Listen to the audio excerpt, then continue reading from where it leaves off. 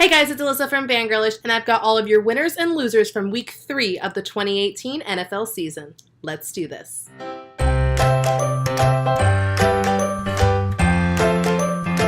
The NFL continues its trend of not making any sense sometimes. Case in point this weekend where there were several major upsets, including the Vikings getting trounced by Josh Allen. That's right, Josh Allen and the Buffalo Bills. At one point it was 27-0 and just like I thought hell had frozen over. Then you had some really good feel-good stories like Baker Mayfield coming in and resurrecting the Cleveland Browns from the dead after 635 days without a win. Oh, and also without that beer cooler being open, which, how old is that beer? It's been over 2 years. Here's a look at my winners and losers for week 3 of the 2018 NFL season. First up, the winners, who, given the circumstances of this past week, are feeling pretty damn good right about now. Baker Mayfield. You really couldn't have scripted Baker Mayfield's introduction to the NFL any better than it was on Thursday Night Football when he came in relief of Tyrod Taylor and not only ignited a spark under a Browns team that seemed to be just like soaking with the tears of a franchise's past, torture of franchises past, but also led the team to their first victory in 635 days. Now, I know it's one game, but with Mayfield, the future certainly looks bright. Patrick Mahomes.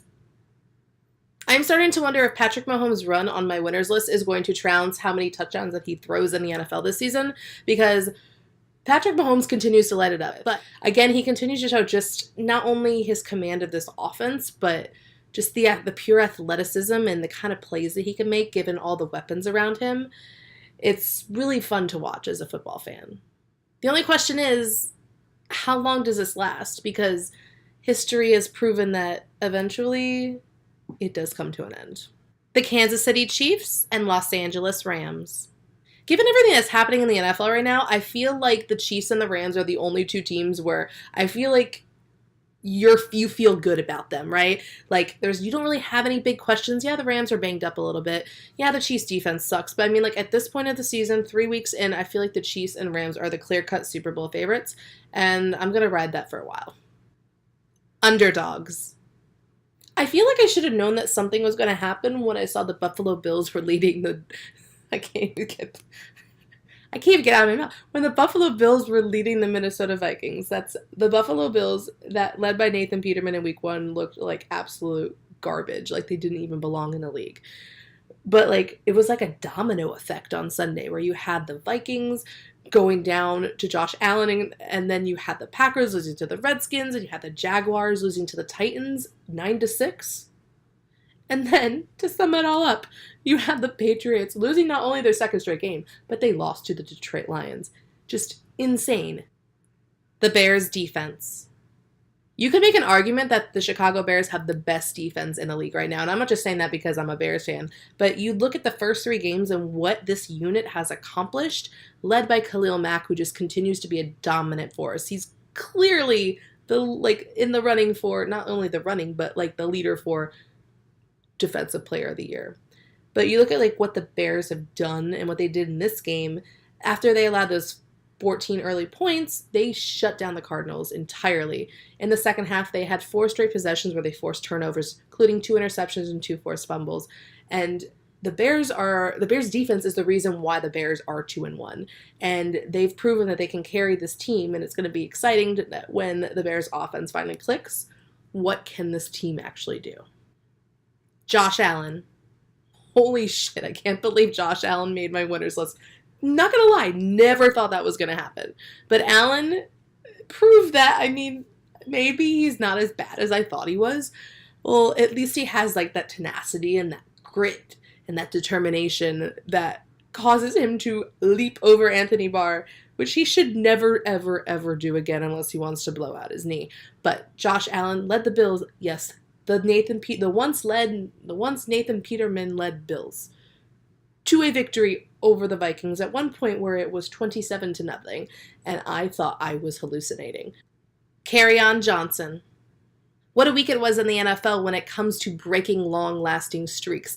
Not only did the Cleveland Browns get their first win in 635 days, but the Lions ended their long drought without a 100-yard rusher in a game. Kerryon Johnson had 101 yards. He just made it on 16 carries to become the first running back, the first Lions running back since Reggie Bush in 2013 to accomplish such a feat. It's a really weird week in the NFL. The Miami Dolphins. Believe it because it's true. The Miami Dolphins are 3-0, and I look like a complete asshole after laughing at them throughout the entire offseason and preseason. But the Dolphins, having most recently beaten the Raiders, are now 3-0, and they are standing atop the AFC East with a 3-0 record, while the New England Patriots are tied for last at 1-2. What the F is happening? Drew Brees. Well, crap, I really picked a bad week to put Drew Brees on my fantasy football bench. But then Brees went out and had the game of his career. He threw for 396 yards, he threw for 3 scores, and then rushed for 2 as he led the Saints to an overtime victory over the Falcons. Adrian Peterson. Things changed quickly in the NFL. I mean, even just a few years ago, we were talking about Adrian Peterson breaking Eric Dickerson's record, and Adrian Peterson, the hype surrounding him was so high. And then he just sort of kind of faded away. And then like now with the Redskins, he's kind of having this resurgence. And that showed this is the second really good game that he's had against the Packers. And that win against the Packers, he rushed for 120 yards, had a couple scores. Hey, Peterson still got it. Now let's take a look at the losers who should be very embarrassed right about now. BS roughing the passer calls. Last year it was, what is a catch? This year it's, what is a clean tackle? The NFL just continues to dig itself in a hole as they really do not understand what it means to protect all players. This is not called the quarterback NFL. This is the NFL where there are more players than just the quarterback. Yes, I understand the quarterback is super important. Yes, I understand the quarterback makes a shit ton of money. But let's be real. When a guy tears his ACL because he's trying not to tackle the quarterback in a way that he thinks is going to flag him for 15 yards, we have a problem. This is the second straight week also where Clay Matthews has been flagged for roughing the passer when it hasn't even been close to roughing the passer. And for the love of God, I am defending Clay Matthews. I hate Clay Matthews. I hate the Packers. But this is some bullshit.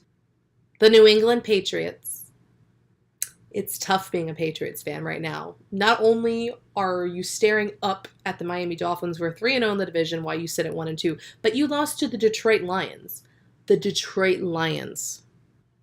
The Houston Texans. Again, I'm feeling pretty damn stupid right now having picked the Houston Texans to go to the playoffs and to win that division. And now here the Texans are staring at 0-3. Weren't they supposed to roll over the Giants? Wasn't this supposed to be easy? Wasn't Deshaun Watson supposed to play like he did last year against the Giants defense? Wasn't J.J. Watt supposed to beat the crap out of Eli Manning? Quarterback comparisons. Can we please stop comparing the developmental processes for all young quarterbacks? Quarterback development isn't linear, okay?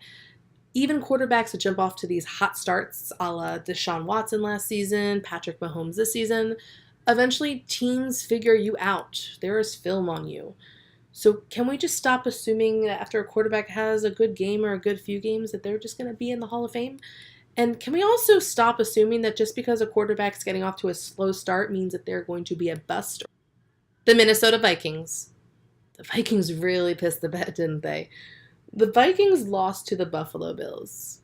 Not only did the Vikings lose to the Buffalo Bills, they were embarrassed by the Buffalo Bills. And not only were they embarrassed by the Buffalo Bills, they were embarrassed by Josh Allen. Jimmy Garoppolo. I think we can all agree that the San Francisco 49ers lost in more ways than one on Sunday.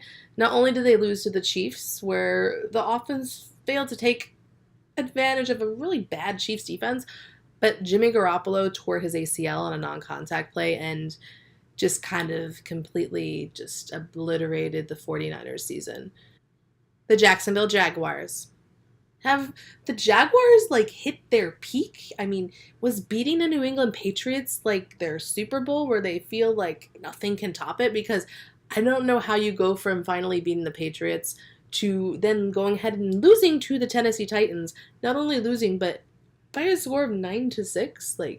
What happened? Case Keenum. I really feel for my Broncos fans because, I feel you right now when you have a really great defense and a quarterback that's struggling.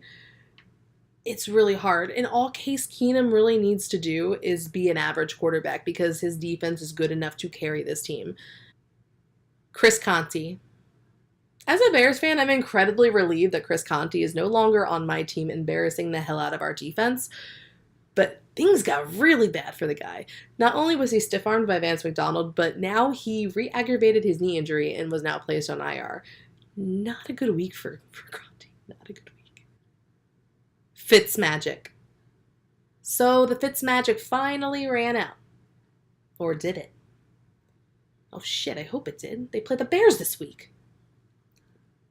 Don't forget to tune in every week for my winners and losers for the 2018 NFL season. And don't forget to subscribe for this and more Fangirlish Originals. Thanks for watching.